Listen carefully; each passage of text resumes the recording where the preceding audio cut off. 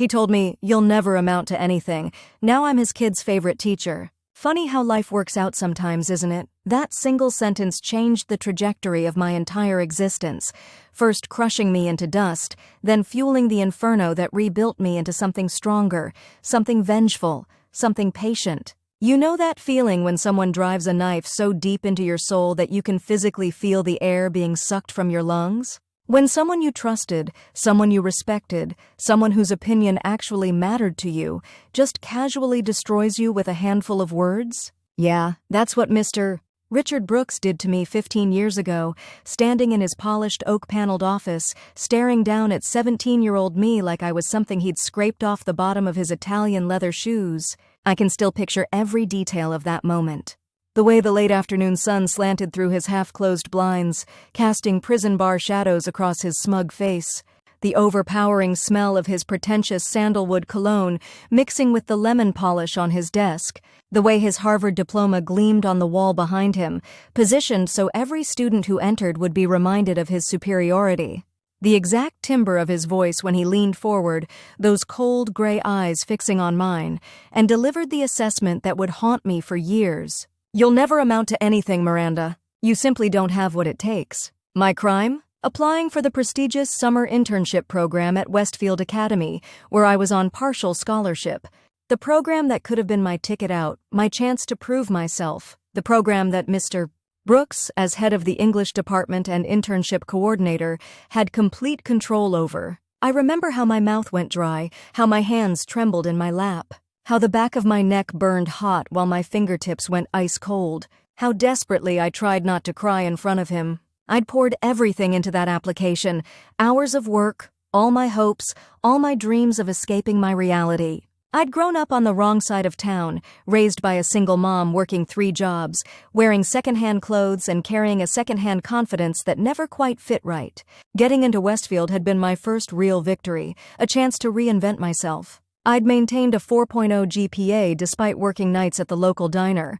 I'd written what I thought was a brilliant application essay about resilience, about overcoming obstacles, about my dreams of becoming a teacher who could inspire kids like me. And he'd dismissed it all with 7 words. The worst part wasn't even the rejection. It was the casual cruelty. The way he sighed before he said it, like my mediocrity was exhausting him. The way he glanced at his watch afterward, already moving on with his day while my world imploded. The way he slid my application back across the desk with 2 fingers, as if touching something I'd created might contaminate him.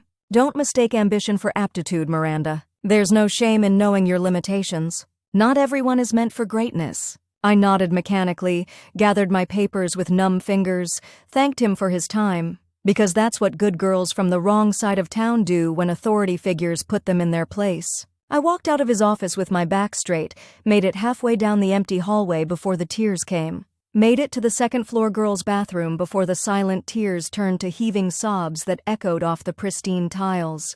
Would you believe I apologized to the girl who found me there? Sorry for the noise. Sorry for taking up space. Sorry for daring to dream beyond what people like Richard Brooks thought I deserved. The thing about words like that, they don't just wound you once. They set up camp in your brain, build a home there, and whisper to you at 3 a.m. for years to come. Every setback becomes evidence they were right. Every moment of self-doubt becomes their vindication. For months after, I sleepwalked through life. My grades slipped. I stopped raising my hand in class, started calling in sick to my diner job. Why bother trying?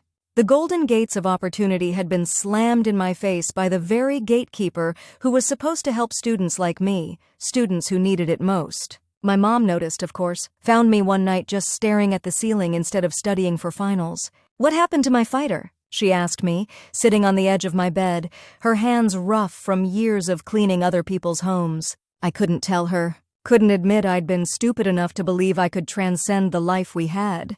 Couldn't confess that maybe, just maybe, Mr. Brooks had simply named the thing I'd always feared about myself, that I wasn't special, wasn't worthy, wasn't enough. So I lied, said I was just tired, just stressed about graduation, just worried about college costs. She didn't believe me, but she let it go. Just smoothed my hair back like she did when I was little and told me the thing she always told me. "You've got fire in your bones, Miranda. Don't you ever let anyone put it out." Fire in my bones. By then it felt more like ashes. The internship went to Charlotte Winters, of course.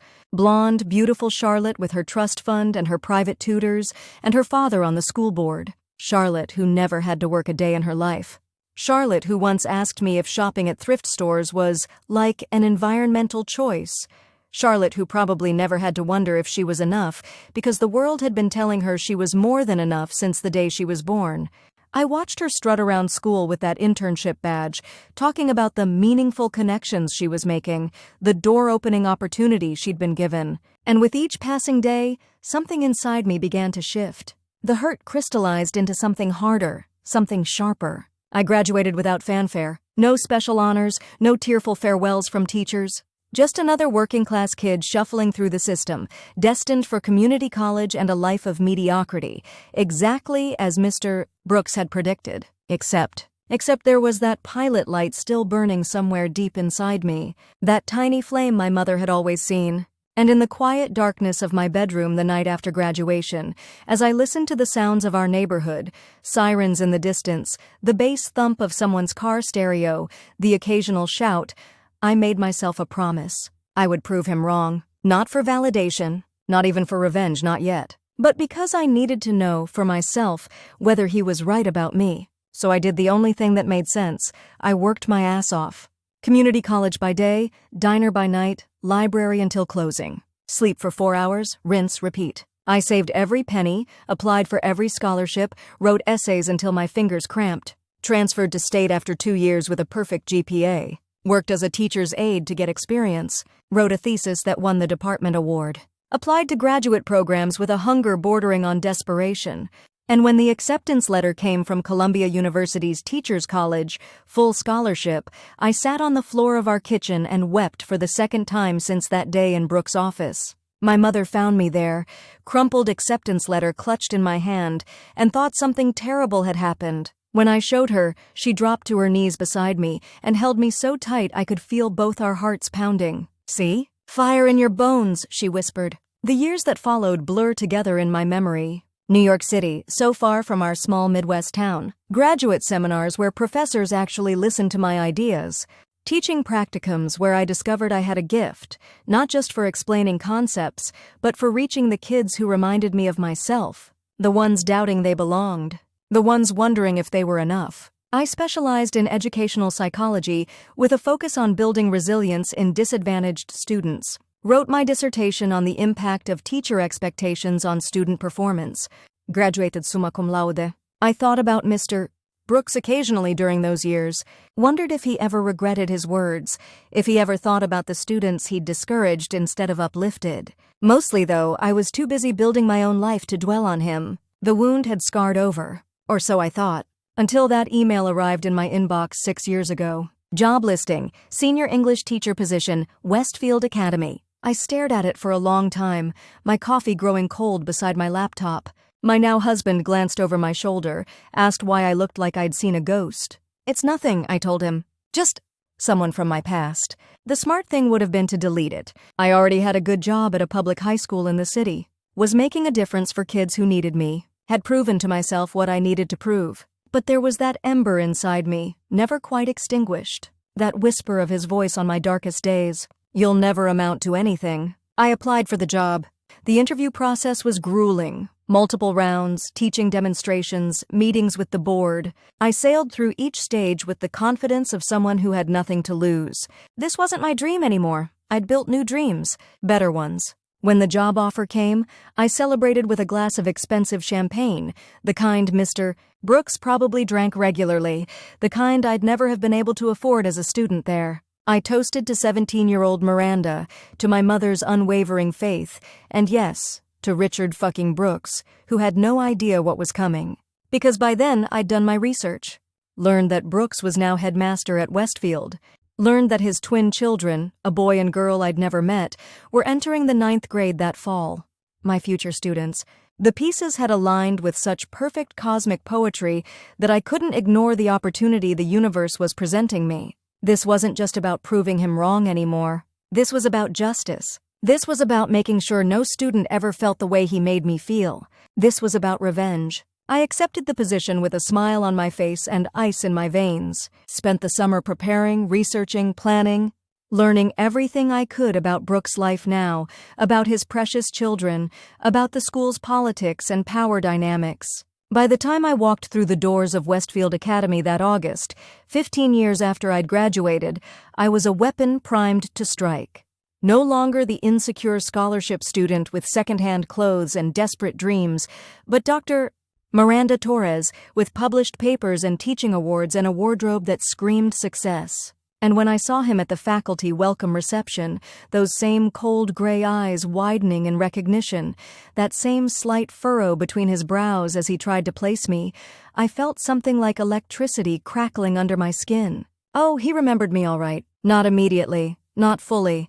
I was just one of countless students he'd dismissed over the years after all. But enough that uncertainty flickered across his face as I approached him, hand extended, smile perfectly pleasant. Dr. Miranda Torres, I introduced myself. New senior English teacher. So looking forward to working with you, Headmaster Brooks. The way his hand hesitated before taking mine. The way his smile didn't quite reach his eyes. I memorized every micro-expression, stored them away like precious gems to examine later. Miranda, he said slowly. From the class of 2008 I finished for him. Yes, it's been quite a while. His composure returned quickly. Men like Brooks are nothing if not adaptable. He welcomed me back with practiced charm, introduced me to his wife, younger than him, nervous eyes, expensive highlights, made some comment about the full circle of former students returning as colleagues. I laughed at all the right moments, asked about his family with just the right amount of polite interest, accepted a glass of champagne from a passing server, and took a deliberate sip while maintaining eye contact. "Welcome back to Westfield, Dr.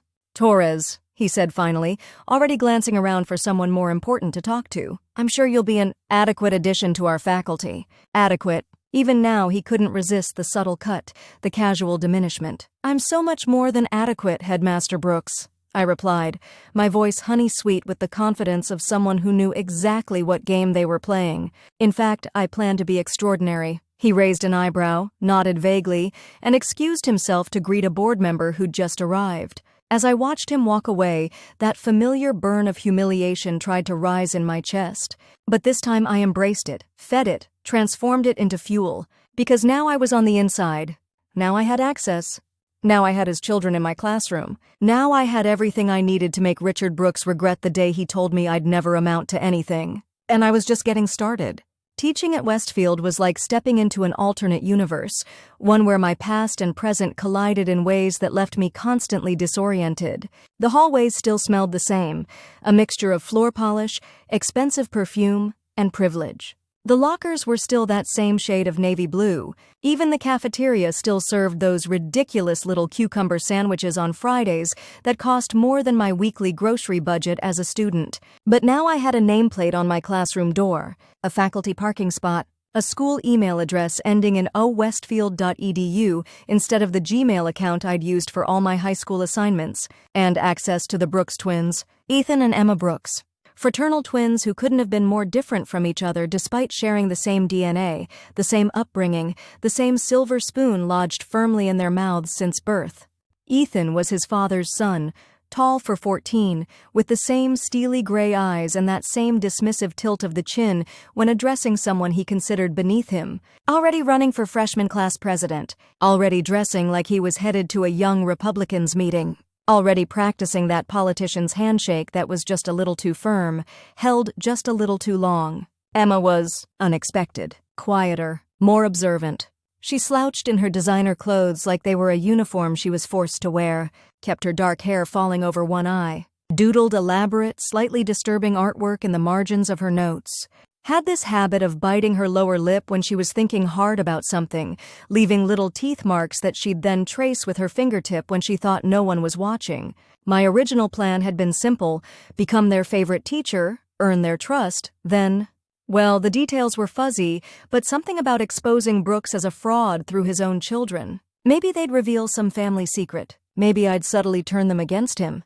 Maybe I'd just be so fucking amazing at teaching them that he'd have to acknowledge that he'd been wrong about me all those years ago. Looking back, I hadn't really thought it through. Revenge fantasies rarely hold up under the harsh light of reality. What I hadn't counted on was actually liking the Brooks twins. Or at least one of them. Ethan was easy to dislike, a mini Brooks in training, with all the entitlement and none of the accomplishments to back it up yet. But Emma reminded me a little of myself at that age. Not the circumstances, obviously. Her wardrobe probably cost more than my mother's annual salary back then.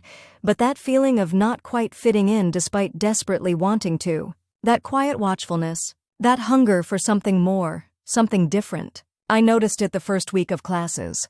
While the other students were writing the standard introduce yourself essays, Emma was scribbling furiously, filling 3 pages front and back with tiny, intense handwriting. When I read it later that evening, curled up on my couch with a glass of wine, I nearly choked on my Pinot Noir.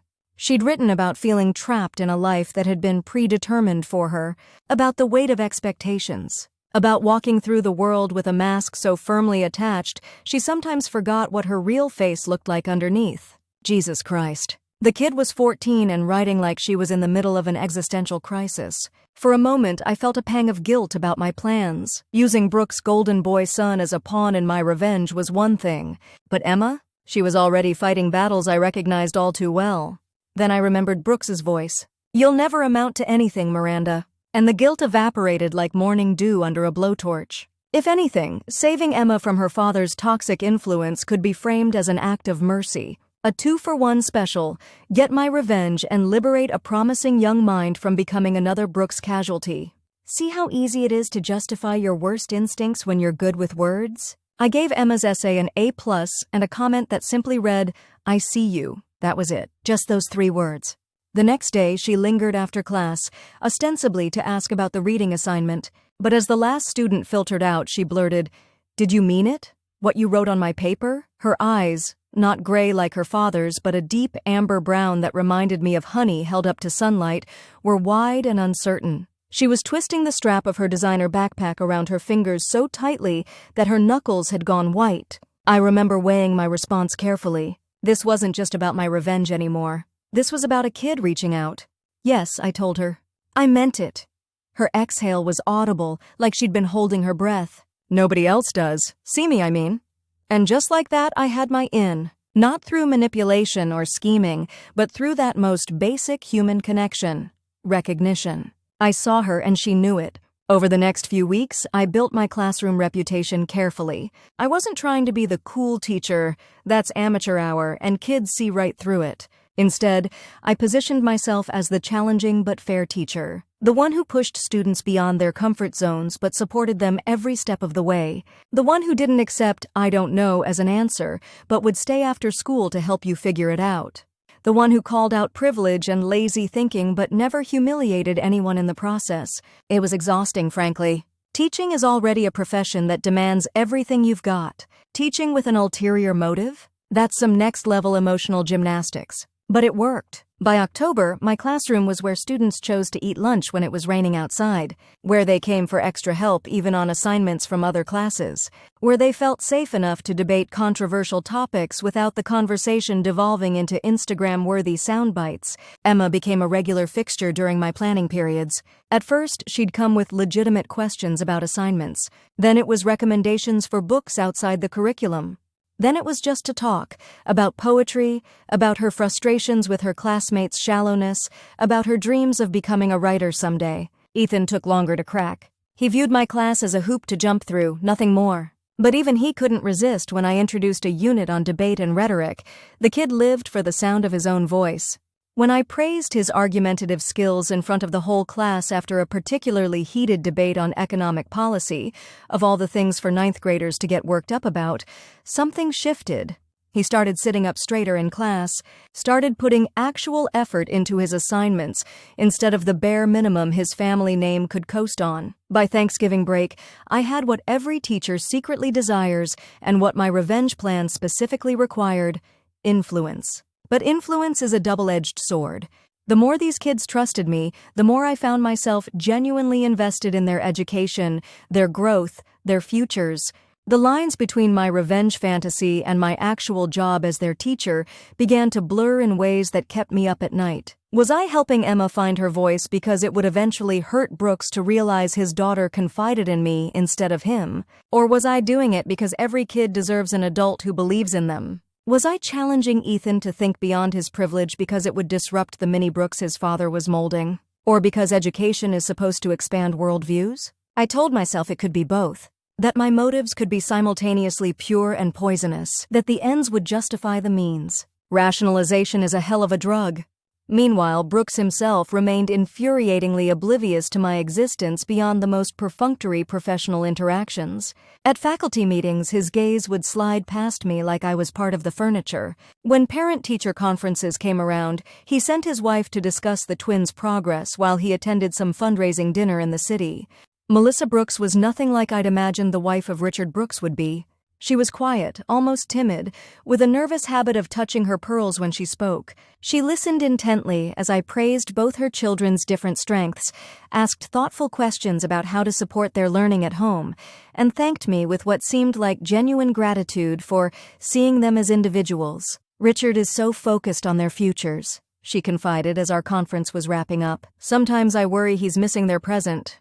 I nodded sympathetically while mentally filing this information away. Trouble in the Brooks paradise? A wife who felt her husband was too preoccupied with appearances and achievements to connect with his own children? Oh, the possibilities. But it was Emma who ultimately handed me the key to my revenge. Completely unintentionally, of course. We were discussing her midterm paper, an analysis of power dynamics in Lord of the Flies, when she mentioned offhandedly that she'd tried to discuss the book with her father. "He just gave me this look," she said, mimicking a condescending expression I knew all too well. Then he said that if I was really interested in understanding power, I should read Machiavelli instead of assigned high school books. Like, I'm 14? Maybe start me with something a little less dense than The Prince. She rolled her eyes, but I could see the hurt beneath the teenage disdain. Then he launched into this whole lecture about how I need to focus more on practical subjects instead of getting lost in fiction. Said that's why Ethan's GPA is higher than mine, because he's grounded in reality while I'm floating in clouds. My blood began to simmer. The more things change, the more they stay the same. Brooks was still in the business of crushing young spirits with casual cruelty. "What's your GPA?" I asked, keeping my voice deliberately neutral. 389, she mumbled. "And Ethan's?" 391. 0.02 of a point difference, for which Brooks was making his daughter feel inferior. "You know what's interesting about clouds, Emma?" I said carefully. "From the ground, they might look like they're just floating aimlessly, but actually they're part of the water cycle that sustains all life on Earth. Without those dreamy clouds, nothing grows, nothing survives." She looked up, a small smile playing at the corners of her mouth. "Your father might prefer Machiavelli," I continued, "but Machiavelli himself would tell you that understanding human nature through stories gives you power that numbers and facts alone never will." Her smile widened. "So you're saying I should keep floating in clouds?" "I'm saying that your sensitivity, your imagination, your ability to lose yourself in fiction, these aren't weaknesses, they're superpowers, and anyone who can't see that is missing something essential about how the world actually works." The look she gave me then, part gratitude, part reverence, part desperate hunger for validation, hit me like a physical blow. I recognized that look. I'd given it to teachers who believed in me when my world was falling apart. I'd given it to professors who saw potential in me that I couldn't yet see in myself. I'd never given it to Richard Brooks because he'd never deserved it. And in that moment, with that look shining in his daughter's eyes, I knew exactly how to execute my revenge. I wouldn't destroy Brooks directly. I wouldn't expose some dark secret or humiliate him publicly or cost him his job. Nothing so crude, so easily dismissed, so temporary. No, I would simply be the teacher his children deserved. The mentor who saw them clearly. The adult who validated their unique strengths rather than measuring them against some arbitrary standard of success. I would be everything he was not, and in doing so, I would ensure that his children grew up realizing exactly what their father lacked. That they would seek my approval, not his. That they would bring their triumphs and fears and questions to my desk, not his study. That they would quote my wisdom at the dinner table, not his platitudes. I would become the most important teacher in the Brooks twins' lives. And Richard Brooks would have to witness it all, powerless to intervene without seeming petty and unprofessional. It was perfect, elegant, and far more devastating than any scorched earth approach. There was just one small problem with this plan. It required me to actually be that exceptional teacher, not just pretend to be one. It meant genuinely caring about these kids' development, genuinely investing in their education, genuinely putting their needs first, even when those needs didn't align with my revenge fantasy. Could I do that? Could I separate my desire to hurt Brooks from my responsibility to his children? Could I be both the weapon of my own vengeance and the teacher these kids deserved? I didn't know. But as Emma gathered her papers and thanked me for the pep talk, I realized I was going to find out. The winter months at Westfield brought new opportunities to cement my position in the twins' lives. The school's annual Shakespeare competition was approaching, a major event in the Westfield calendar that Brooks himself had established years ago. Each English teacher selected students to perform monologues or scenes, with the winners representing Westfield at the regional competition. It was traditionally a senior showcase, but I had other ideas. When I announced I was opening auditions to all grade levels, the other English teachers were skeptical. Brooks was outright dismissive. "Dr. Torres," he said during the department meeting where I proposed this change, "the Shakespeare competition is meant to showcase our best and brightest. Freshmen simply don't have the maturity or skill to compete at that level."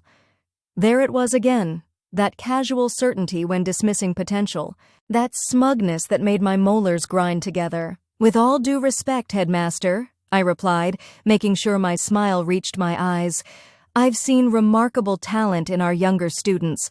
Wouldn't it be wonderful to nurture that talent over 4 years instead of just featuring it at the end of their Westfield journey?"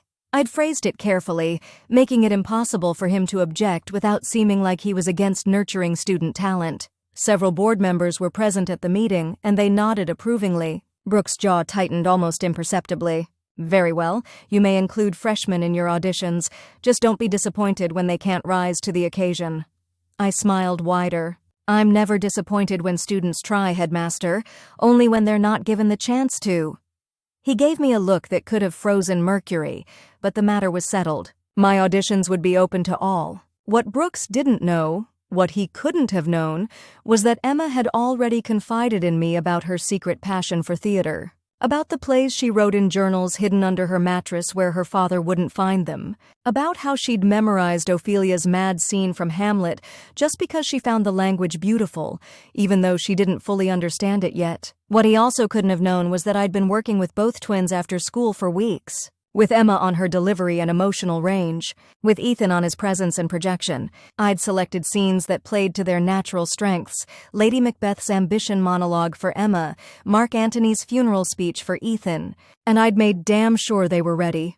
The night of the auditions, I sat in the back of the theater and watched Brooks' face as his children, his 14-year-old freshman, delivered performances that silenced the room. Emma's intensity, her vulnerability as she descended into Lady Macbeth's madness. Ethan's charisma, his natural authority as he swayed the Roman crowd. Brooks looked like someone had slapped him. Like he was seeing his children for the first time. Like he couldn't quite reconcile these poised, passionate young people with the kids he thought he knew. When I announced the cast list the following week with both Brooks twins in featured roles, the whispers started immediately. Accusations of favoritism. Suggestions that I was currying favor with the headmaster by casting his children. If they only knew. Brooks himself cornered me after the announcement, his expression unreadable. "A bold choice, Dr. Torres," he said, his voice carefully neutral. "I hope you haven't set my children up for failure by pushing them onto the stage prematurely." I met his gaze steadily. "They earned those roles, Headmaster. I think you'll be surprised by what they're capable of when someone believes in them." The barb landed. I could see it in the slight narrowing of his eyes, the momentary tension in his shoulders. But he recovered quickly. "We shall see," he said simply and walked away. Yes, I thought, watching his retreating back. We certainly shall. But as I turned to head back to my classroom, I caught sight of Emma watching this exchange from the hallway, her expression troubled. And for the first time since I'd hatched this plan, I felt a twinge of something unsettling in my gut. These weren't just pawns in my revenge game. They were kids. Complicated, vulnerable, real kids who were getting caught in the crossfire of a battle they didn't even know was being fought. I was using them to hurt their father, just as he had used his position to hurt me all those years ago. The realization didn't stop me, but it did give me pause, made me question my methods, if not my motives. Maybe this wasn't justice after all. Maybe it was just another form of cruelty, passed from one generation to the next like a toxic inheritance. Or maybe, and this was the thought that kept me up at night as winter deepened outside my apartment windows, maybe it was both. Maybe I was simultaneously healing these kids and using them, building them up and weaponizing their growth. Maybe I was becoming more like Brooks than I wanted to admit. The night of the Shakespeare competition arrived with all the pomp and circumstance Westfield could muster, which was considerable. The Performing Arts Center gleamed under professional lighting. The program was printed on heavy cardstock with gold embossing. Board members and major donors filled the front rows, cocktails from the pre-show reception still in hand, and Richard Brooks stood center stage in a tuxedo that probably cost more than my monthly rent, welcoming everyone to the prestigious tradition that has launched many Westfield graduates toward illustrious careers in the arts. I sat in the wings, surrounded by nervous students adjusting costumes and mouthing lines to themselves. Emma was pacing in small, tight circles, her Lady Macbeth costume, a modernized version with a blood-red power suit, making her look both older and more vulnerable somehow. Ethan was perfectly still, staring at a fixed point on the wall, his Roman toga draped exactly as we'd practiced. "Breathe," I reminded them all, moving from student to student with last-minute encouragements. When I reached Emma, she grabbed my hand with fingers like ice. "Dad's invited critics from the university," she whispered, her voice tight with panic. "And his Yale alumni friends. He says it's to give us exposure, but I know it's really to test you," I finished for her, the familiar burn of anger flaring in my chest. Brooks was setting the stakes impossibly high, ensuring that any failure would be public and humiliating. It was exactly what he'd done to me with that internship application, moving the goalposts, changing the rules, guaranteeing disappointment. "Listen to me," I said, kneeling to meet her eyes. "Those people out there don't matter. Their opinions don't matter. The only thing that matters is that you know this text, you understand this character, and you have something to say through her words. Everything else is just noise." She nodded, but her eyes still darted nervously toward the curtain. "Your father," I said carefully, "has very specific ideas about what success looks like, but real success isn't impressing strangers. It's connecting with the text, with the audience, with yourself. That's something he's never understood." Her gaze snapped back to mine, surprise flickering across her features. It was the first time I'd directly criticized her father to her face. A line crossed that couldn't be uncrossed. "How do you know what he understands?" she asked, curious rather than defensive. I hesitated, standing back up. This wasn't part of the plan, revealing my history with Brooks before I was ready. But something about the genuine confusion in her eyes made the truth slip out before I could stop it. "Because I was his student too once, a long time ago." Her eyes widened. "You went to Westfield?"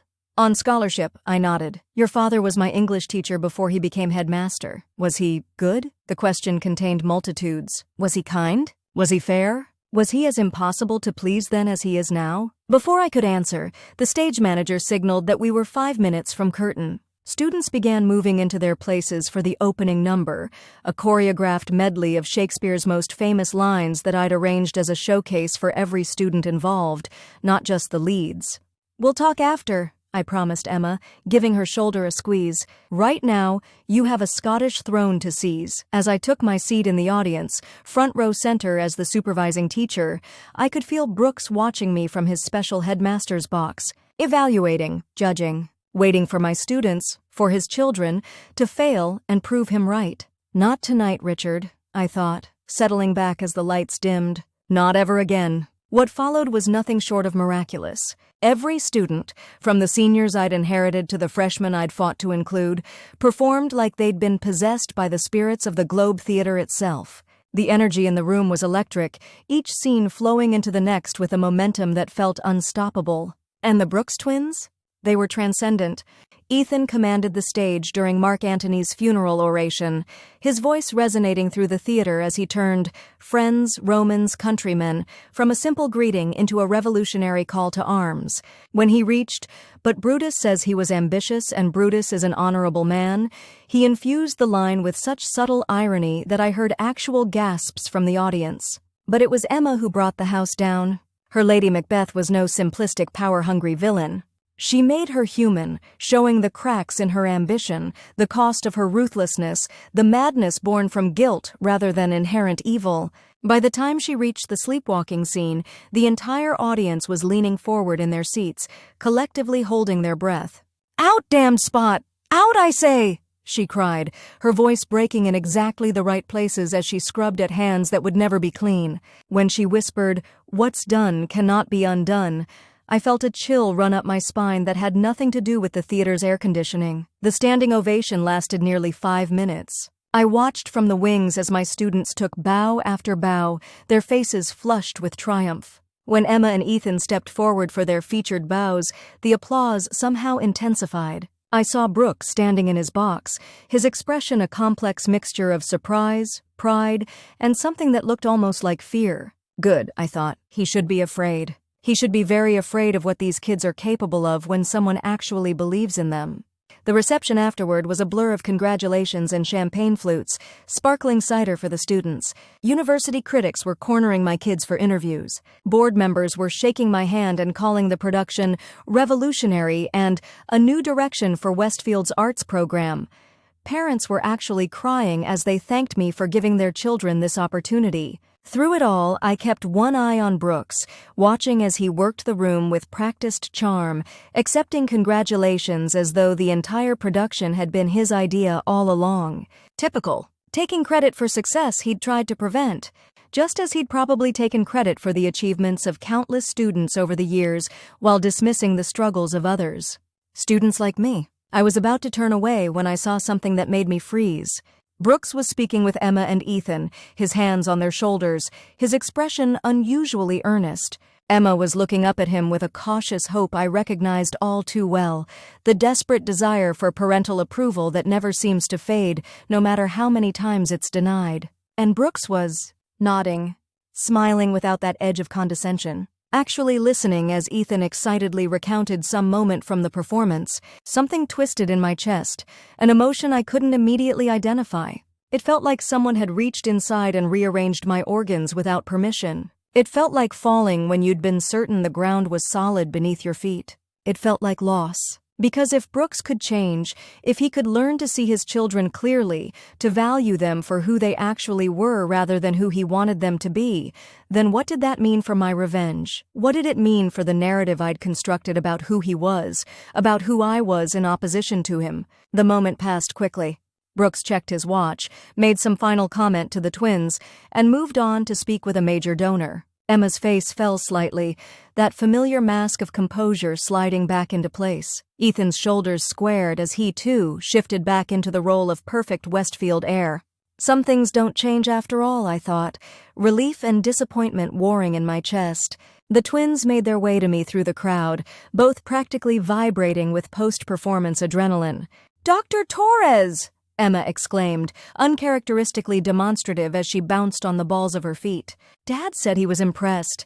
He actually used the word impressed. He's never said that before, Ethan added, his usual composure cracking to reveal genuine excitement. About anything we've done, ever. I forced a smile, ignoring the confusing tangle of emotions their joy triggered in me. You deserve it. You were both extraordinary tonight. It's because of you, Emma said, her eyes shining with an admiration that made me deeply uncomfortable given my mixed motives.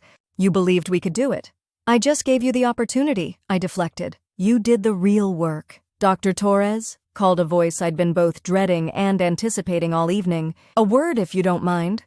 Brooks stood a few feet away, 2 flutes of champagne in hand. The twins exchanged glances and quickly made excuses about finding their mother, leaving me alone with their father. He extended one of the champagne flutes toward me. I believe congratulations are in order.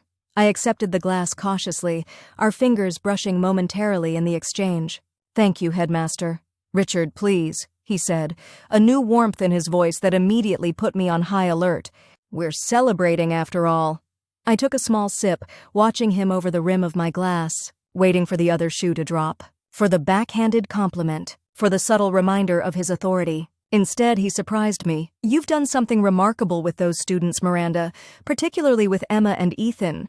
I've never seen them so engaged, so confident. The use of my first name after months of formal Dr. Torres felt like a deliberate boundary crossing, a power move disguised as friendliness, or maybe I was just looking for ill intent where there was none.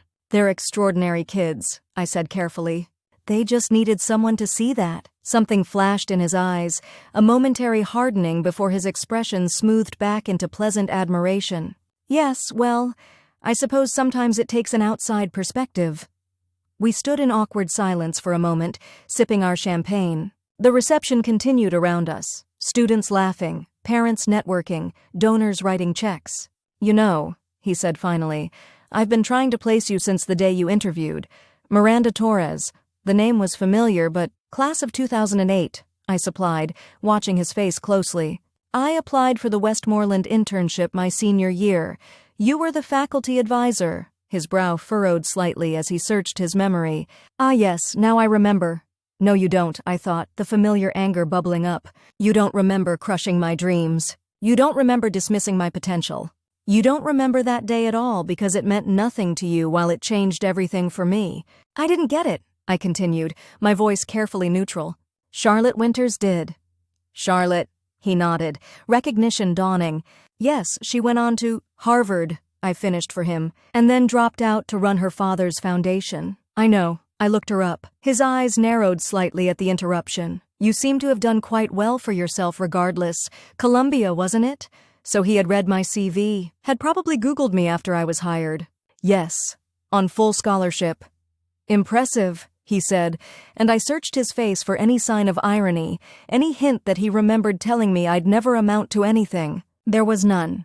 Just polite professional respect, the kind automatically granted to those with the right credentials, the right position, the kind he'd never shown to the scholarship student I once was. "Tell me," he continued, oblivious to the storm brewing inside me, "what made you return to Westfield? You could be teaching anywhere with your qualifications, collegiate level even."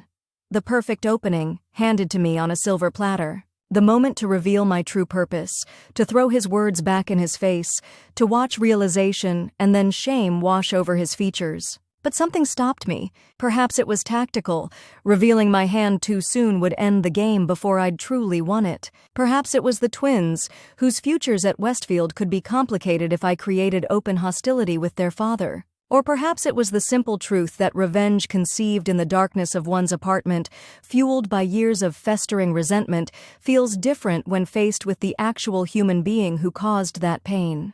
"I wanted to give back," I said instead, the practiced lie sliding easily from my lips. "Westfield gave me my foundation. I thought I could do the same for a new generation." He smiled, looking genuinely pleased with this answer. "Noble of you. Though if tonight's performance is any indication, I'd say you're giving them far more than a foundation." The conversation was surreal, like we were actors in some bizarre parallel universe where he had never wounded me, where I had never plotted against him, where we were just colleagues celebrating a successful school event. "Thank you," I said, finishing my champagne. "If you'll excuse me, I should check on the students before they leave. Make sure everything's being properly cleaned up." "Of course." He nodded. "Oh, and Miranda?" I paused, my heart rate picking up slightly at the use of my first name again. "I'd like you to consider taking on a larger role in our arts program next year. We could use someone with your vision." It was a professional victory, a recognition of my work, an elevation of my position, probably even a salary increase. It should have felt triumphant. Instead, it felt hollow. Because he still didn't remember. The moment that had defined so much of my life was nothing but a forgotten blip in his. My grand revenge was playing out exactly as planned, and yet the target remained oblivious to the fact that he was even under attack. "I'll consider it," I said, forcing a smile before walking away. Later that night, after the theater had been restored to order and the last student had gone home, I sat alone in my classroom grading papers by the dim light of my desk lamp. The adrenaline of the evening had worn off, leaving behind a bone-deep exhaustion and a growing sense of unease about what I was doing. Was I really helping the Brooks twins, or was I just using them to settle an old score? Was I becoming the teacher they needed, or was I manipulating them to hurt their father? Could those two things coexist, or was I lying to myself about my true motivations? The sound of a gentle knock interrupted my spiral of self-doubt. I looked up to find Emma standing in my classroom doorway, still in her Lady Macbeth costume minus the suit jacket, her stage makeup partially removed. "Emma?" I straightened in my chair, glancing at the clock. "It's almost midnight. What are you still doing here?" She stepped into the classroom, hugging herself slightly. "Mom and Dad got into a fight after the show. About me. I told them I forgot something in the dressing room so I could get away." My protective instincts immediately flared. "Are you okay? What were they fighting about?" She perched on the edge of a desk, picking at her fake fingernails, blood red for the role. "Dad wants me to apply to this summer writing program at Yale. Says tonight proved I have untapped potential that needs proper development." She made air quotes around the phrase, her voice taking on her father's cadence. "That sounds like a good thing," I said cautiously. "It would be," she agreed, "except it means canceling the trip to Paris with Mom that's been planned for months. The one thing I've been looking forward to all year." She looked up, her eyes tired beyond her years. "And he didn't even ask what I wanted. Just announced it during the car ride home like it was already decided." The familiar pattern. Brooks dictating his children's lives without consideration for their own desires, defining success on his terms alone. Exactly what I'd been trying to counter through my teaching. "What did your mother say?" I asked. "That he always does this, gets inspired by some new direction for us and then steamrolls everything else." Emma sighed. "Then they started bringing up old arguments and I just couldn't listen anymore." I moved to sit on the desk beside her, close but not touching. "What do you want, Emma?" She looked at me with surprise, as though the question itself was revolutionary. "I don't know. The Yale program sounds amazing, but so does Paris, and I can't," her voice cracked slightly. "I can't keep being what everyone else wants me to be. I'm so tired, Dr. Torres." The raw honesty in her voice cut through my defenses. This wasn't about my revenge anymore. This was about a child drowning under the weight of expectations, just as I had been at her age. "Then don't," I said simply. She blinked. "Don't what?" "Don't be what everyone else wants. Be Emma. Just Emma. Figure out what she wants. But my dad will always have opinions about your life," I finished for her. "Always. That's what parents do. But you don't have to let those opinions define you." She was quiet for a long moment, absorbing this. When she finally spoke, her voice was barely above a whisper. "How did you do it? Break free from what people expected?" The question hit me like a physical blow. Had I broken free? Or had I let Brooks's dismissal of me all those years ago shape my entire life trajectory, driving me to achieve specifically to prove him wrong, bringing me full circle back to Westfield to execute an elaborate revenge? Was I free, or was I still dancing to his tune, just in opposition instead of compliance? "I'm still working on it," I admitted, the most honest thing I'd said to her, to anyone, in months. Freedom isn't something you achieve once and then have forever. It's something you practice every day, with every decision. She nodded slowly. Like Lady Macbeth. She thought gaining power would make her free, but it just trapped her in a different kind of prison. Sometimes I forgot she was 14, this old soul with insights that cut to the bone. Exactly like that. "Dr. Torres?" she said after another quiet moment. "When you were my dad's student, was he different then? Better?" I looked at her, really looked at her, at the hope in her eyes that perhaps her father had once been a better man, at the desperate desire to believe that the coldness she experienced was a new development, not a fundamental character trait, at the child still seeking approval from a parent who had never learned how to give it without conditions. The truth hovered on my lips. He was worse. He destroyed my confidence with a few carelessly cruel words. "He's the reason I'm here, using you and your brother to get back at him. He's the villain of my story, and I've cast myself as the hero who will save you from him."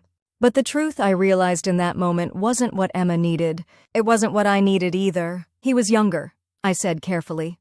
Less sure of himself, maybe. People change, Emma. Sometimes for better, sometimes for worse, sometimes both at once. She seemed to accept this non-answer, nodding thoughtfully. "I should go. They'll be looking for me soon." I watched her slip off the desk and straighten her costume, transforming back into the perfect Westfield student before my eyes. But something had shifted in her, a new resolve in the set of her shoulders, a quiet determination in her eyes. "Emma," I called as she reached the door. "Remember what Lady Macbeth forgot." She turned, one eyebrow raised in question. "Your choices are your own," I said. "Not your father's, not your mother's, not even mine. Yours." The smile she gave me then, small but genuine, lodged somewhere in my chest like a splinter working its way toward my heart. After she left, I sat alone in my classroom for a long time, the papers forgotten on my desk. The conversation had shaken something loose inside me, some certainty I'd been clinging to about the righteousness of my revenge, about who Brooks was, about who I was in relation to him.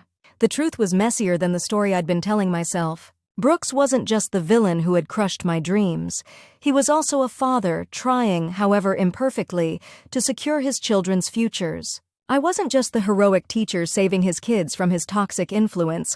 I was using those same kids to satisfy my own need for vindication. We were both right and wrong, both helping and hurting, both better and worse than our worst moments suggested. And in that complexity, I began to see the outline of a different kind of revenge, one that might actually heal something rather than just adding new wounds to old scars. One that might finally free me from the prison of his words, not by proving them wrong, but by making them irrelevant. Spring arrived at Westfield in a riot of perfectly landscaped color.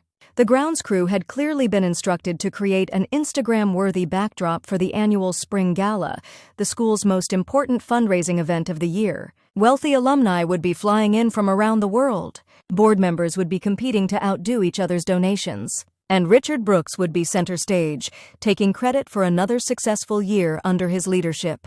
I'd been dreading the gala for weeks.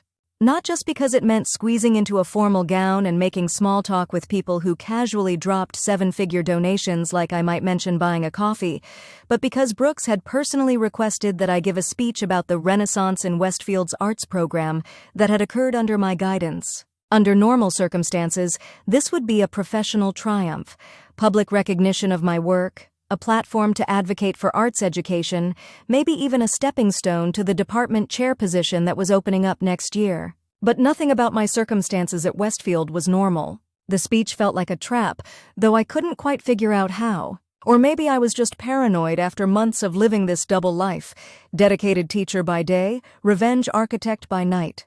"You'll knock it out of the park," Emma assured me, perched on the edge of my desk after class as I stared at my laptop screen, the speech document still mockingly blank. She'd taken to stopping by almost daily since the night of the Shakespeare competition, our conversations ranging from literature to her latest family drama, to her growing interest in psychology.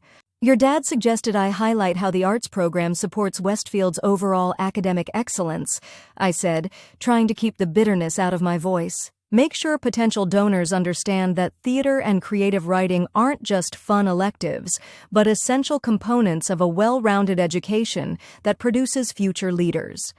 I did the air quotes with perhaps more sarcasm than was professionally advisable in front of a student. But Emma wasn't just any student anymore. The line between mentor and confidant had blurred considerably over the past months. She rolled her eyes.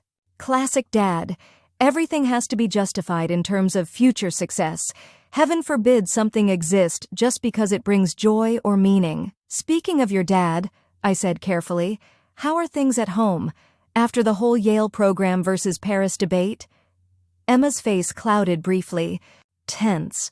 Mom's still mad that he announced the Yale thing without discussing it with her first. Dad's mad that she's not prioritizing my future over a frivolous vacation. More air quotes. The kid had inherited my sarcasm, apparently. Meanwhile, nobody's asking me what I want. "And what do you want?" She twisted a lock of dark hair around her finger, a nervous habit I'd noticed she shared with her mother. "I think I want to do both. The Yale program is only 6 weeks. Paris could happen after." She glanced up at me. "I told them that last night at dinner. Used all those persuasive techniques you taught us in class. And?" I leaned forward, genuinely curious about how Brooks had responded to his daughter standing her ground. Dad actually listened, like, really listened. Then he said he'd look into adjusting the scheduling. Her voice held a note of wonder, as if she couldn't quite believe her own influence. He even apologized to Mom for not consulting her first. Something uncomfortable twisted in my chest. It was becoming harder to reconcile the Brooks I remembered, the callous dream crusher who'd dismissed me without a second thought, with the father Emma described. A man capable of listening, of apologizing, of changing. "That's great," I managed, the words feeling strange in my mouth. "It's because of you," Emma said, her eyes bright with admiration that made me increasingly uneasy.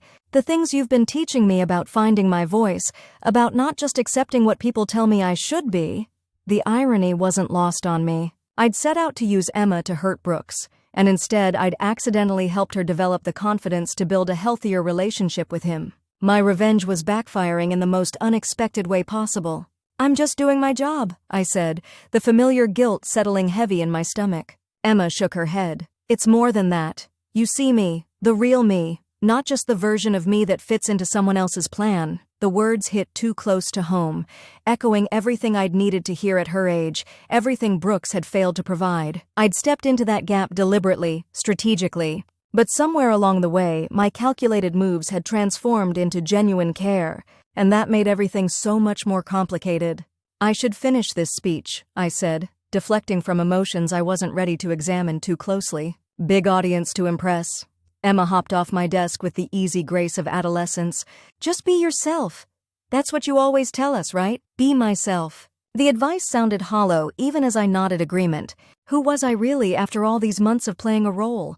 The vengeful former student plotting Brooks' downfall? The dedicated teacher helping his children thrive? The woman still haunted by words spoken 15 years ago? Or someone else entirely, someone emerging from the collision of all these identities? I didn't know anymore. And that terrified me almost as much as the blank document staring back from my laptop screen. The night of the gala arrived with all the subtlety of a Broadway opening. The main hall had been transformed into something out of a wedding planner's fever dream. Crystal chandeliers, ice sculptures, string quartet, the works.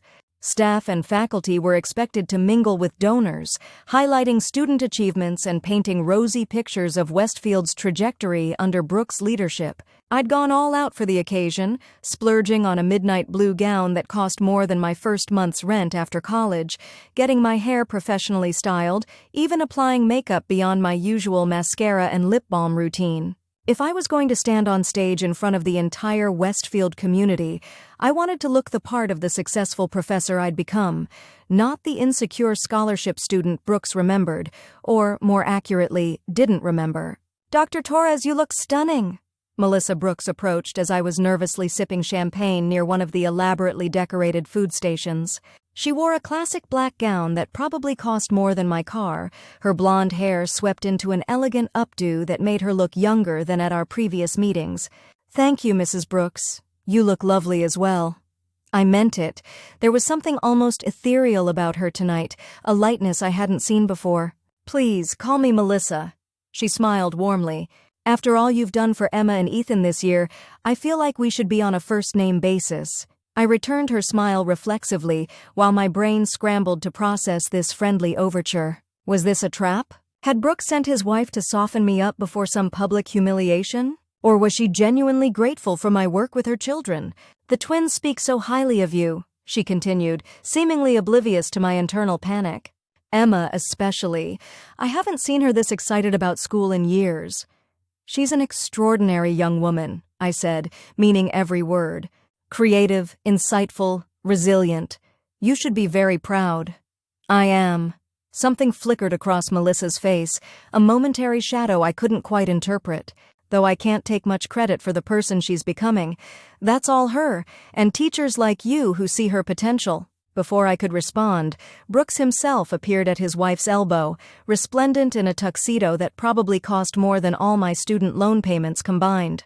My spine stiffened automatically, my grip tightening on my champagne flute. Miranda, he nodded, using my first name with the casual entitlement of the privileged. I see you've been chatting with my better half. Richard, I acknowledged, forcing my voice to remain pleasant. Yes, we were just discussing the twins. Ah, my pride and joy. His smile seemed genuine, which only intensified my confusion. Emma tells me you've been helping her prepare her Yale application, above and beyond the call of duty. I had been. Not as part of my revenge plan, but because she'd asked for my help and I couldn't say no, not when she was facing her first major collegiate hurdle, not when I knew exactly how it felt to approach that threshold without the advantages her classmates took for granted. She's doing all the heavy lifting, I deflected. I'm just providing some feedback. Nevertheless, we appreciate it, Brooks said, his tone warmer than I'd ever heard it directed at me. In fact, I was hoping to discuss a potential opportunity with you. The board has approved funding for a new position next year, Director of Interdisciplinary Studies. It would involve curriculum development across departments, mentoring junior faculty, essentially helping shape Westfield's academic future. He paused, watching my reaction carefully. I'm considering recommending you for the role.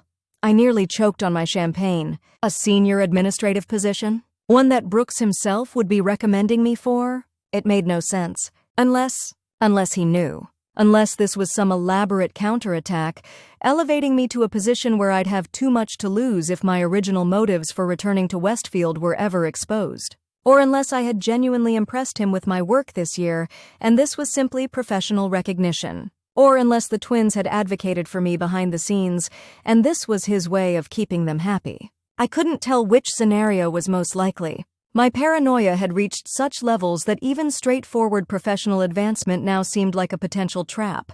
I'm flattered, I managed finally. That's quite an opportunity. Think about it, he said, checking his watch. We can discuss details after the gala. For now, I should make my rounds before dinner. Your speech is scheduled for 8:30, just before the main fundraising appeal. As he guided Melissa away toward some waiting donors, I stood frozen, my mind racing. The job offer changed everything. If I accepted, I would be publicly aligning myself with Brooks' vision for Westfield. I would be tacitly forgiving the past. I would be abandoning my revenge for, what? Career advancement? Financial security? The very things I'd once scorned Charlotte Winters for prioritizing? But if I refused, what then? Continue teaching English while nursing a grudge against a man who clearly didn't even remember his offense? Keep using his children to hurt him, even as I grew increasingly attached to them as individuals? Stay trapped in this limbo of mixed motives and conflicted loyalties? I downed the rest of my champagne in one unladylike gulp and headed for the restroom to collect myself before dinner. As I pushed open the door, I heard muffled voices from inside, one of them immediately recognizable as Emma's, raised in what sounded like distress. "Can't just decide this for me?" she was saying, her voice thick with suppressed tears. "Darling, be reasonable." Melissa's voice tense but controlled. "Your father has pulled a lot of strings to make this happen." I froze, my hand still on the door. I should leave, give them privacy. But something in Emma's tone kept me rooted to the spot. "I don't care what strings he pulled. It's my life, my future. I should at least have some say in it." "Of course you have a say," Melissa soothed. "But Harvard, I never said I wanted to go to Harvard. That's Dad's dream, not mine." My blood ran cold, the familiar pattern reasserting itself. Brooks dictating his children's futures without regard for their own desires. Just as he'd done to so many students before them, just as he'd done to me. Some things don't change after all. I backed away from the door quietly, heart pounding. The mother-daughter argument continued behind me, but I'd heard enough. All my conflicted feelings about the job offer, about my revenge plan, about my role at Westfield, they crystallized in that moment into perfect clarity. Brooks hadn't changed. He'd just gotten better at disguising his controlling nature behind a veneer of progressiveness. Behind words like opportunity and potential. The job offer wasn't professional recognition, it was a bribe to bring me into his fold, to neutralize whatever influence I had over his children that he couldn't control. And Emma was still fighting the same battle I had 15 years ago, trying to chart her own course while Brooks mapped out a different journey entirely. The symmetry was too perfect to ignore. History repeating itself right before my eyes, giving me one clear shot at breaking the cycle. My speech. My platform. In front of every power player in the Westfield community. I strode to the bar, ordered another champagne, and drank it quickly while pulling out my phone. My carefully prepared remarks about the arts program at Westfield, the bland, donor-friendly speech Brooks had requested, stared back at me from the screen. I deleted the entire document with one swipe. This wasn't about revenge anymore. This was about something bigger, something that 17-year-old Miranda needed to hear back then, and that Emma and countless other students needed to hear now. By the time dinner was served, I had a completely different speech drafted, one that Brooks definitely hadn't approved, one that would either end my career at Westfield or transform it into something authentic for the first time. I picked at my poached salmon and roasted asparagus, barely tasting either as the minutes ticked closer to my moment at the microphone. Across the room, I could see Emma seated with her family, her expression carefully neutral, but her eyes still red-rimmed from the bathroom confrontation. Beside her, Brooks held court at the head table, laughing at something a board member had said, completely oblivious to his daughter's distress. Or maybe just expert at ignoring it. At precisely 8:25, a staff member approached to escort me to the side of the stage. Brooks was already at the podium, wrapping up his introduction of the arts program and its recent successes. Remarkable renaissance under the guidance of Dr. Miranda Torres, who joined our faculty this year, but has already made an indelible impact on our students. Dr. Torres is not only an accomplished scholar and educator, but also a Westfield alum herself, exemplifying the excellence our institution cultivates. Please join me in welcoming her to the stage. The applause was polite, enthusiastic in the way wealthy people applaud things they approve of but aren't genuinely excited about. I ascended the steps to the stage on legs that felt simultaneously numb and hypersensitive, like they might either collapse or sprint away without my permission at any moment. Brooks shook my hand as we passed each other, his grip firm, his smile confident. He had no idea what was coming. I approached the podium, adjusted the microphone, and looked out at the sea of expectant faces, board members, donors, faculty colleagues, parents, and scattered among them students, including Emma and Ethan, watching me with varying degrees of interest and boredom. This was it. The moment everything had been building toward since I received that job listing email a year ago. My chance to expose Brooks for what he was. My opportunity to finally exorcise the ghost of his dismissive words that had haunted me for 15 years. I took a deep breath and abandoned my prepared text entirely. Thank you, Headmaster Brooks, for that generous introduction, and thank you all for supporting Westfield's arts program through your presence here tonight. Standard opening, nothing alarming yet. I could see Brooks nodding approvingly from his seat at the head table. I want to talk to you tonight about potential. Not just artistic potential, though that's certainly part of it, but human potential, that fragile, precious spark that exists in every student who walks through Westfield's doors. Still safe territory. Brooks continued nodding. Emma's posture had straightened slightly, her attention caught. When I was a student here 15 years ago, I was told by a teacher, a mentor I deeply respected, that I would never amount to anything. The room went utterly silent. Brooks' nodding froze mid-motion, his expression shifting from approval to confusion. Those words changed me. They nearly destroyed me, if I'm being honest. Because when you're 17 and struggling to believe in yourself, hearing that kind of dismissal from someone in authority feels like truth. It feels like confirmation of your worst fears about yourself. I could see Brooks scanning his memory, trying to place me, trying to recall the interaction I was describing. His brow furrowed deeper as the pieces began clicking into place. I spent years trying to prove that teacher wrong. I built my entire life as a rebuttal to those 7 words. I earned degrees and awards and professional accolades, all to silence that voice in my head that whispered, maybe he was right. Emma was staring at me now, her eyes wide with recognition. Across the table from her, Ethan looked equally shocked, his gaze darting between me and his father. Melissa had gone very still, her champagne glass frozen halfway to her lips. I returned to Westfield this year for many reasons, but if I'm completely honest, one of them was to confront that ghost from my past, to face the person who had casually crushed my dreams and show them just how wrong they had been. Brooks's face had gone pale. He remembered now. I could see it in the slight widening of his eyes, the uncomfortable shift in his posture. 15 years later, and I finally had his full attention. But something unexpected happened when I walked back through these doors. I met students, brilliant, complex, extraordinary students who were fighting their own battles with self-doubt, who were pushing against expectations that felt suffocating, who were trying to chart their own courses while navigating the crushing pressure to live up to someone else's definition of success. My eyes found Emma in the crowd. Tears were streaming silently down her face now, but she was smiling, a small, fierce smile of recognition and solidarity, and I realized that my story wasn't unique, that this cycle repeats itself generation after generation, that for all our talk about nurturing potential, we too often define that potential in narrow, prescribed ways that leave no room for the glorious, messy, unpredictable reality of young people discovering who they truly are. I could see Brooks shifting uncomfortably in his seat, clearly trying to decide whether to intervene, but interrupting me now would only confirm everything I was saying.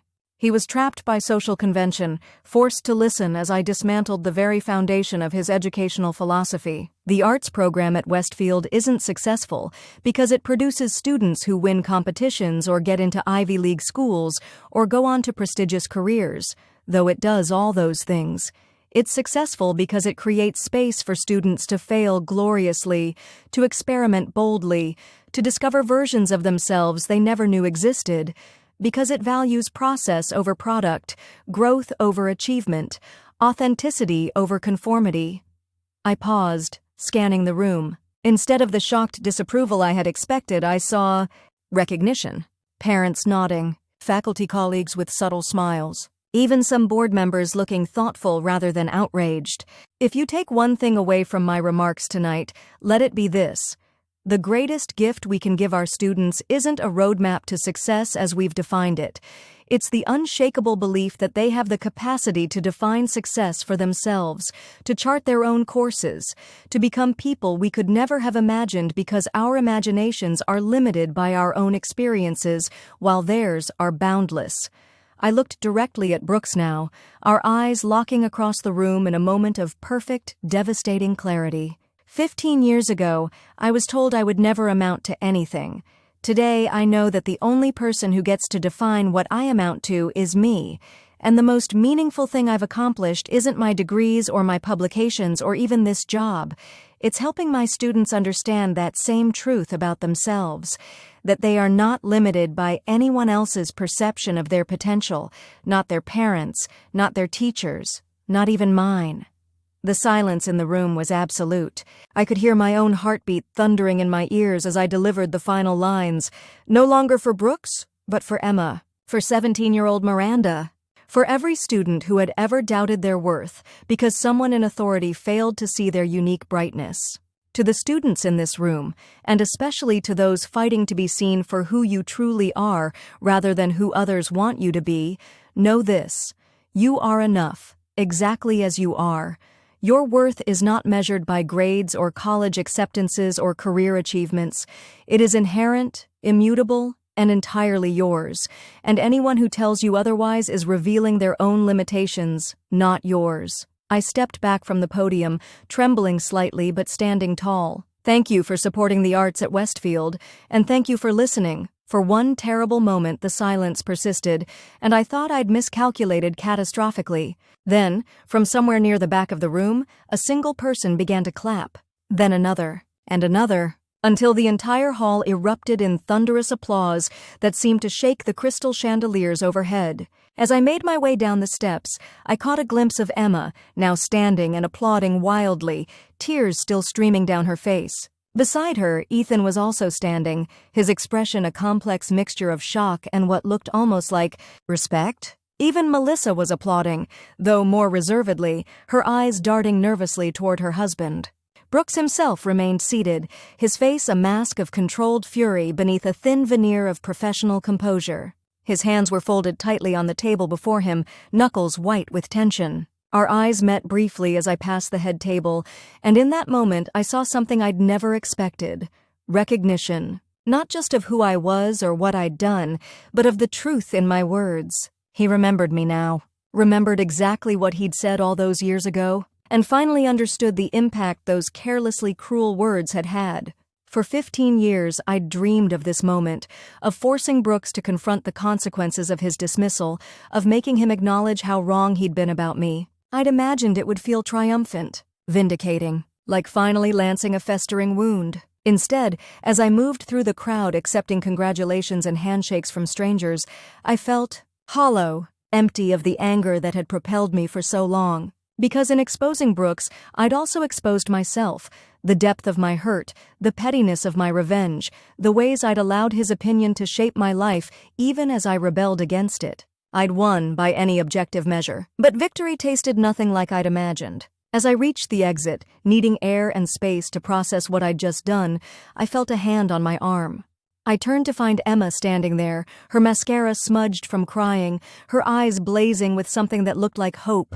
"That was the most amazing thing I've ever seen," she whispered fiercely. "You meant it about my dad, didn't you? He was the teacher who said those things to you." I hesitated, suddenly uncertain about pulling her further into this mess I'd created.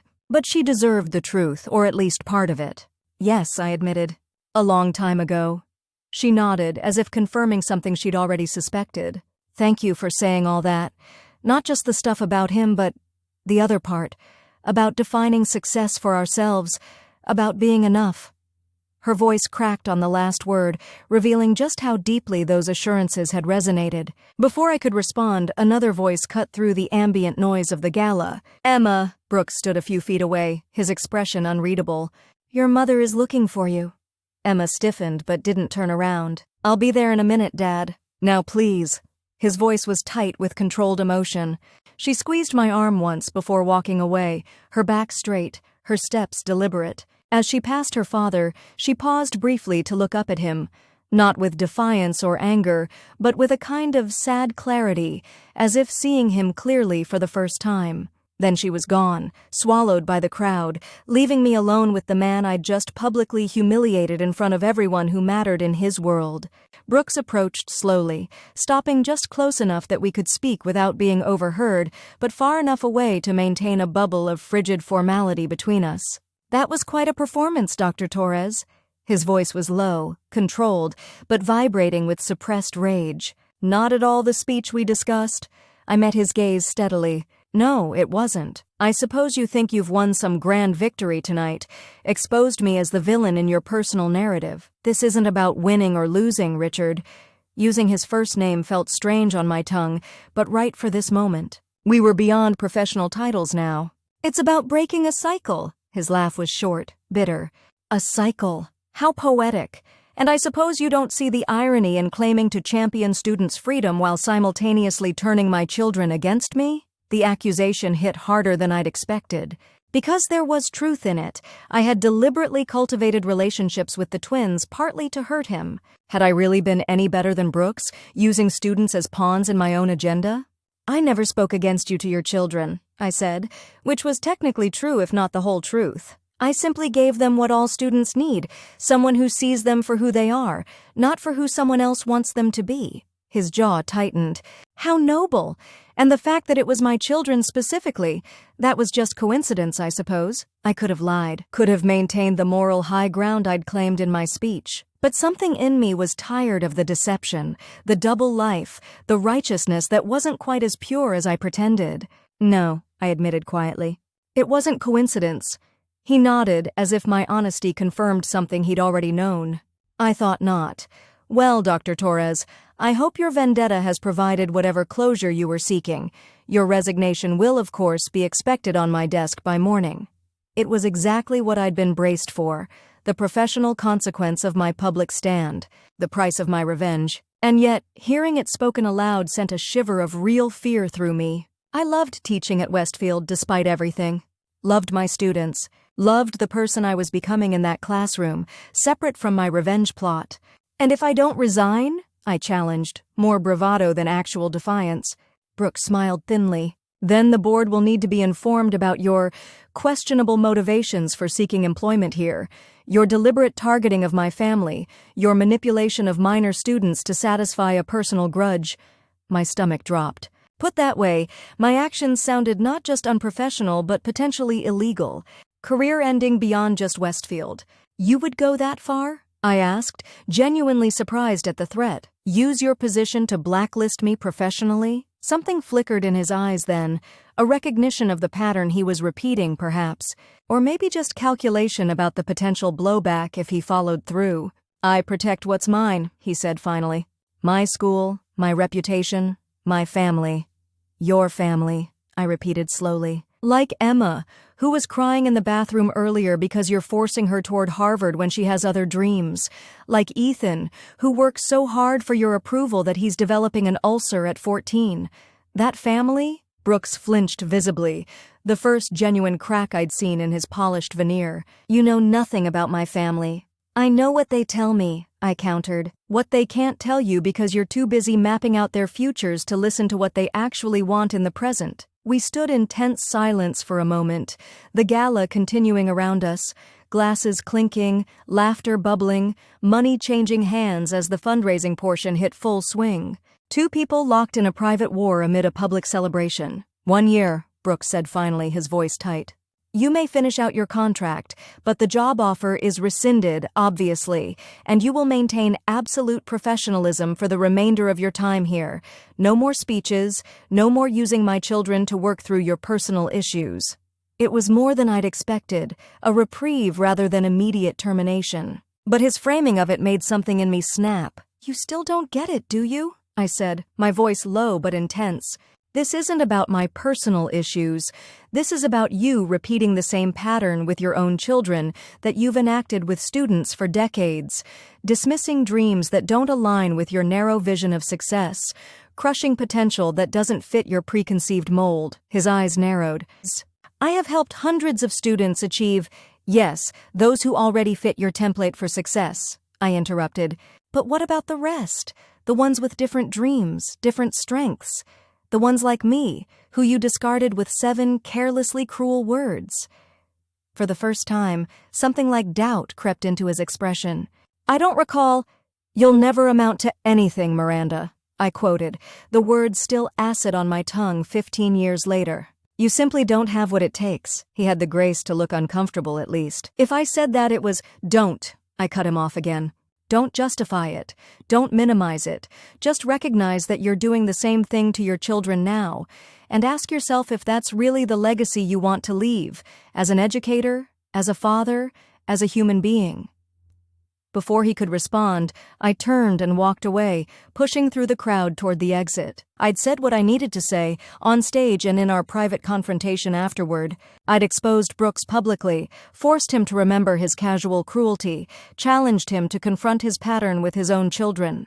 I'd gotten my revenge. It just didn't feel anything like I'd expected. As I stepped into the cool night air outside the gala, I realized 2 things with perfect clarity. First, that I was almost certainly never going to teach at Westfield again after this year, contract or no contract. My bridge-burning speech had guaranteed that. And second, that for the first time in 15 years, I didn't care what Richard Brooks thought of me. His opinion, his dismissal, his approval, his grudging tolerance, none of it mattered anymore. I was finally free.